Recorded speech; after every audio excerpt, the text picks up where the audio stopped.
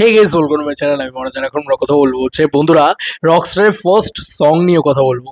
আরে ভাই প্রথমবারের জন্য শুনছি আমি, সিরিয়াসলি বলছি, আমি তো এটা শুনিনি এর আগে, এবং এটা সিনেবাজের পক্ষ থেকে পোস্ট করা হয়েছে বলেই জানতে পারলাম।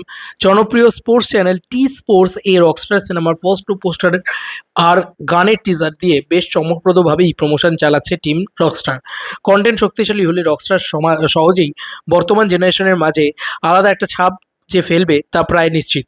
এমনকি রকস্টারই হতে পারে বাংলাদেশের প্রথম 100 কোটি আয়কারী সিনেমা। খুব শীঘ্রই প্রকাশ পেতে যাচ্ছে রকস্টারের আমাকে ভাসিয়ে দাও গানটি। এবার এই গানটা অ্যাকচুয়ালি অনেক দিন আগে অনেক মানুষ শুনে ফেলেছেন এবং তারা রিয়াকশনও করেছেন। আমি সত্যি বলছি, আমি কোথা থেকে শোনা যাচ্ছে কি বৃত্তান্ত আমি বুঝতে পারিনি, আমার কাছে ওই ভিডিওটা আসেনি। ফাইনালি এটা একটা পোস্ট থেকে ছাড়া হয়েছে, মানে একটা জায়গা থেকে ছাড়া হয়েছে, তো সেখান থেকে বোঝা যাচ্ছে, এবং যেটা সিনেমাজের তরফ থেকে ছাড়া হয়েছে। তাহলে গানটা শুনি, লাইভ রিয়াকশন করি। হ্যাঁ, গানটা একটু শুনবো ফার্স্টে।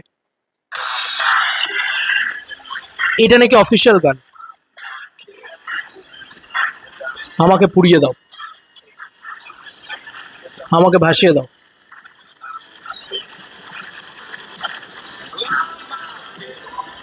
আহা, ফুল রক রক। তোমরা বলবে যে এই গানটাই কি বেজেছিল টি স্পোর্টসে? এটাই কিন্তু ছোট্ট করে একটা প্রোমো, কিন্তু 30 সেকেন্ডের মতন কিন্তু গানটাকে। আমাকে পুড়িয়ে দাও, এটা যখন মাইক নিয়ে শাকিব খান আমাকে ভাসিয়ে দাও, একটা ক্রেজি ব্যাপার কিন্তু হবে, ঠিক আছে? আমার এটা মনে হয় এটা একটা ভয়ানক ক্রেজি ব্যাপার হবে, মস্তি লাগবে দেখতে যদি ঠিকভাবে ওই স্টেজ ইত্যাদি। বাংলা ছবিতে তো এগুলো তৈরি করা খুব খুব ডিফিকাল্ট, সত্যি কথা বলছি, মানে অত ক্রাউড ক্রিয়েট করাই খুব ডিফিকাল্ট। এবার দেখা যাক সেটা কত যত্ন করে করতে পারে, কারণ সাইয়ারা তো ওটা খুব ভালো লাগছিল। দেখবে একটা জায়গা ছিল সাইয়ারা, জানি না কারা দেখেছো, সাইয়ারাতে হিরো যখন সাইলেন্ট হয়ে যাচ্ছে, যখন সাইয়ারা তু তো বদলা নেই হ্যাঁ, ওই লাইনটাতে গোটা স্টেডিয়াম গানটা গাইছে, ওই জায়গাটা ব্যাপকভাবে ওয়ার্ক করে যায় আমাদের জন্য আর কি, যে কোনো দর্শকের জন্য ওটা ওয়ার্ক করবে। তো এরকম ধরনের গান এর আগে আরেকটা গান আমরা রিয়াকশন করেছিলাম, যেটা আমরা বলছিলাম যে পিছন থেকে গানটা বেরিয়েছে, কিভাবে এটা হতে পারে, কিভাবে এই জিনিস ঘটতে পারে। তো তখন কিন্তু একটা জিনিস আমি খুব খুব বেশি করে লক্ষ্য করেছি, মেজরিটি পিপলস বলছে যে this song is fan-made song, মানে এই সংটা না, তার আগে যেটা বলেছিলাম যে যে গানটা পিছনে বাজছিল সেটা লিক ফুটেজটা বেরিয়েছিল, সেটা ফ্যানমেড সং। তো দেখো যেগুলোই বেরোচ্ছে, যাই বেরোচ্ছে, সবই কিন্তু রক মিউজিকের ওপরে বেরোচ্ছে।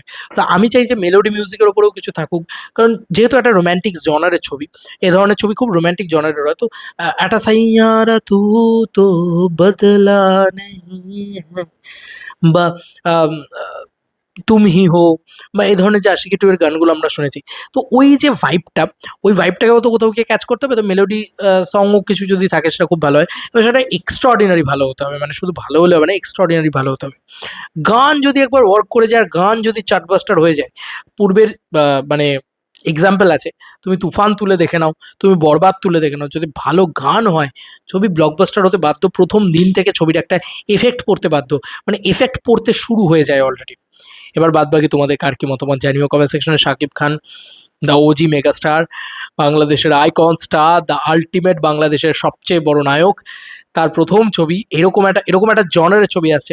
দেখা যাক এই ছবি বাংলাদেশের প্রথম আয়কারী 100 কোটি প্লাস আয়কারী ছবি হয় নাকি, এবং এই ছবি দিয়ে দুই বাংলা মিলিয়েও 100 কোটির রেকর্ড মেগাস্টার শাকিব খান করতে পারে নাকি।